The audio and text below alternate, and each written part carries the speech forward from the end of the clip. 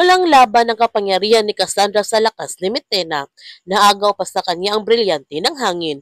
Ang pinakamasakit pa rito, pinatay ni Metena si Cassandra. Pagkatapos, nagpanggap kagad si Metena bilang si Cassandra upang lilangin ang mga sangre. Ngunit nabisto naman ni Alena ang pagpapanggap ni Metena bilang si Cassandra, kaya nagkaroon sila ng labanan sa isa't isa.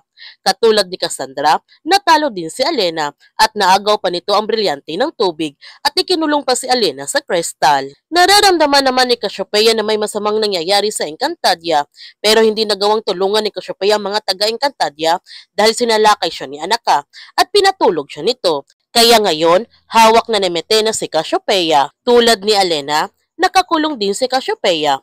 Dahil sa paglusob ni Metena sa Encantadia, maraming nasawi sa digmaan at hawak na ngayon ni Metena ang kaharian ng Lereo. Kaya huwag natin palalapasin ang kapanapanabik na mga tagpo sa Encantadia Chronicles Sangre.